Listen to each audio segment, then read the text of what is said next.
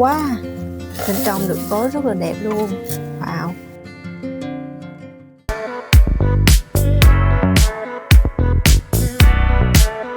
Chào các bạn, chào mừng các bạn đã trở lại với kênh của Trang Duy Nguyễn. Hôm nay hãy cùng mình đập hộp các sản phẩm dưỡng da của Kiehl's nha. Ta-da! Đây là hộp sản phẩm của Kiehl's và mình đã đặt ở trên TikTok Shop vào ngày Super Rain Day vào ngày 15 tháng 7 vừa rồi. Đợt này mình muốn trải nghiệm các sản phẩm dưỡng da của Kiehl's xem là nó có tốt như là mọi người đã review hay không, cho nên là mình đã order thử một số sản phẩm của Kiehl's. Nào hãy cùng mình đập hộp thử xem trong hộp sản phẩm này có những sản phẩm gì nha. Nào let's go. Rồi bây giờ mình sẽ khui thử xem là trong hộp này được gói có đẹp hay không nha.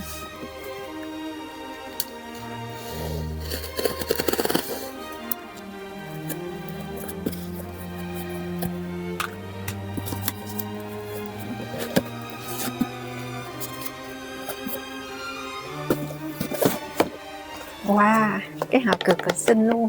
Nhìn là thấy mê nha, rất là thích luôn. Nhìn cái kiểu mà rất là đơn giản nhưng mà factory. Không biết các bạn như thế nào chứ mình rất là ưng rồi đó. Sản phẩm này nếu mà các bạn mua sách tay thì chắc chắn sẽ không có được những cái hộp từ chính thương hiệu như vậy đâu. Tại vì trước đây mình cũng đã từng mua sản phẩm sách tay rồi, cho nên mình cũng biết. Đợt này mình đã mua sản phẩm chính hãng, hộp rất xinh luôn. Với những ai là tín đồ của skincare thì chắc chắn là không xa lạ gì với thương hiệu này rồi đúng không? Tại vì Kiehl's thì nổi tiếng từ xưa đến giờ rồi, vì nó là một dòng thương hiệu mỹ phẩm rất là lành tính cho da. Chỉ có cái giá là nó hơi cao so với các bạn học sinh sinh viên thôi, nhưng mà mình nghĩ là những người đi làm văn phòng thì vẫn có thể sử dụng được. Mình sẽ giới thiệu sơ qua về thương hiệu Kiehl's. Kiehl's là thương hiệu mỹ phẩm cao cấp đến từ Mỹ, được thành lập từ năm 1851 với khởi đầu là một tiệm thuốc nhỏ ở New York. Trải qua hơn 170 năm phát triển thì Kiehl's đã trở thành cái tên quen thuộc toàn cầu, nổi bật với các sản phẩm chăm sóc da, tóc và cơ thể có thành phần từ thiên nhiên, lành tính và hiệu quả cao. Điểm đặc trưng của Kiehl's là thành phần an toàn, ưu tiên sử dụng các chiết xuất từ thiên nhiên như là hoa cúc nè, oải hương, squalane từ ô liu, đất sét trắng Amazon, và kết hợp với lại công thức khoa học, kết hợp giữa sản phẩm truyền thống và công nghệ hiện đại, phù hợp với lại cả các làn da nhạy cảm nha. Với bao bì đơn giản, tập trung vào hiệu quả sản phẩm, thể hiện rõ thành và công dụng ở trên nhãn mác, và điểm đặc biệt đó là không thử nghiệm trên động vật. Một số sản phẩm nổi bật của Kiehl's không thể không nhắc đến đó chính là nước hoa hồng, hoa cúc, Celladula Toner hoặc là sữa rửa mặt hoa cúc dịu nhẹ và nổi tiếng. Ngoài ra thì cũng có kem dưỡng ẩm Ultra Facial Dream, cái hộp màu trắng đó các bạn, loại này rất là nổi tiếng và được ca ngợi rất là nhiều. Ngoài ra thì Kiehl's cũng có các dòng làm trắng da nè, serum làm trắng da và có cả retinol nữa. Kiehl's rất phù hợp với mọi loại da, từ da dầu mụn, da khô đến da nhạy cảm. Đây là giới thiệu của hãng nha các bạn. Chi tiết rất là chỉnh chu. Trên hộp sản phẩm thì có ghi rõ thương hiệu và từ năm thành lập là năm 1851 nè. Đây chắc là vị cha đẻ sáng lập ra sản phẩm. Tính ra sản phẩm này là cũng khoảng 200 năm rồi, gần 200 năm. Set này mình mua để trải nghiệm, chủ yếu là kem dưỡng. Trước giờ thì mình ít dùng kem dưỡng ẩm lắm, tại vì da dầu thì hạn chế dùng kem dưỡng ẩm với lại cái thời tiết hanh khô và nóng bức như ở thành phố Hồ Chí Minh. Nhưng mà đợt này mình dùng nhiều treatment nên cho nên mình muốn thử kem dưỡng ẩm này thử xem nó có làm tốt khả năng cấp ẩm và phục hồi hay không. May mắn sau là trúng ngày Super Rain Day của hãng cho nên mình đã mua trải nghiệm thử.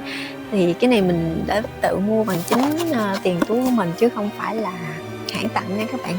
Cho nên cái này là review hàng cá nhân thôi nha.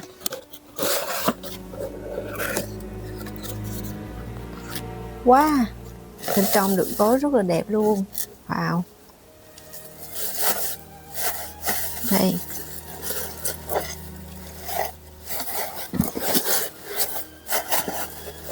Bên trong hộp là có một hộp kem dưỡng ẩm dành cho da dầu. Kem dưỡng màu xanh này được hãng giới thiệu là chứa đạm từ băng Nam Cực, giúp dưỡng ẩm cho da và xe kích lỗ chân lông. Dù là thời tiết nóng ẩm như ở Việt Nam thì vẫn có thể sạch, cho nên là mình đã mua để trải nghiệm thử. Set này là có sữa rửa mặt hoa cúc, Mình cũng rất là thích. Loại này là 50ml đó bạn. Loại này mà mua lúc không giảm giá thì cũng khoảng 1,1 triệu lận nha. Giá rất là cao luôn á. Bao bì rất là đơn giản luôn nha, chỉ có màu xanh với lại màu trắng thôi. Có đầy đủ hết cả hướng dẫn sử dụng và thành phần ở trên bao bì. Có hạn mở nắp là 12 tháng nè, có mã code đàng hoàng nè. Ở bên dưới còn có một cái tem, nếu mà mở lên thì có thành phần bên trong đó các bạn. Đó. Không biết hàng sách tay có không, nhưng mà hàng chính hãng thì mình thấy rất là đầy đủ nha. Nếu mà các bạn nào mua mà thấy không có đầy đủ những cái thành phần này thì các bạn hãy coi lại coi phải là hàng giả hàng nhái hay không nha. Trải nghiệm thử coi cái em dưỡng này nó có tốt không, để mình mở bên trong xem. Mình thấy cái dòng màu trắng thì nó sẽ, dòng màu trắng được mọi người review rất là nhiều, xài cũng rất là ok, nhưng mà mình thuộc tiếp da không hợp tinh dầu, cho nên mình muốn trải nghiệm thử cái dòng màu xanh này. Dòng màu xanh là dạng gel rim, cho nên nó sẽ mỏng hơn là cái dòng màu trắng nè. Bên trong nè, chất kem mỏng giống như là dạng jelly luôn. Để mình ngửi thử mùi hương nhẹ lắm các bạn, không có quá nồng như một số sản phẩm dưỡng da nữa. Đây,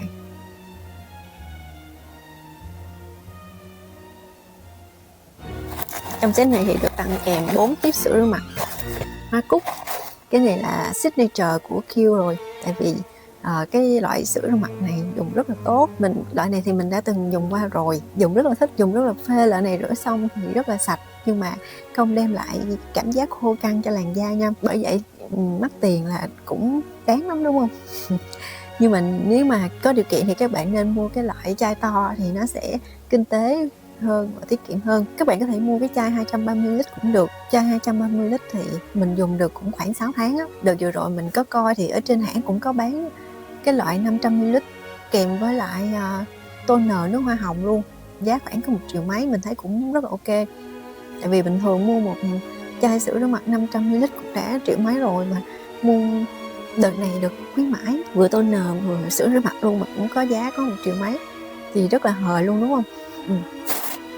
Loại này thì dùng da nhạy cảm đều dùng được nha, rất là thích. Cái set này mình mua khoảng 806.000, tính ra là 4 tiếp là được 120ml luôn, gần bằng với nửa chai lớn. Size vừa hình như là 230ml, mà cái này được 120 rồi này. Xài chắc cũng lâu á, lại còn chính hãng nữa, dùng rất là lâu. Chỉ ngán cái là mua một lần chai to thì giá nó hơi cao rồi. Đợt này được tặng thêm 4 tiếp nhỏ nên rất là lợi luôn nha. Hộp quà gói cũng rất là đẹp. QC luôn luôn để thành phần rõ ràng ở trên bao bì. Tiếp này chỉ có 30ml thôi, nhưng mà mình thấy là nó cũng rất là to, dùng chắc cũng được chắc 1 tháng, tại vì mỗi lần dùng chỉ lấy 1 hạt đậu thôi. Loại này dùng cũng rất là tiết kiệm, có chữ tiếng Việt ở bên trên nữa nè. Để mình cho các bạn xem chất của sữa rửa mặt bên trong nha. Sữa rửa mặt này thì có chứa hoa cúc với là công thức rất là dịu nhẹ. Mình dùng thì cảm thấy da rất sạch mà nó không bị khô nữa, dùng rất là thích.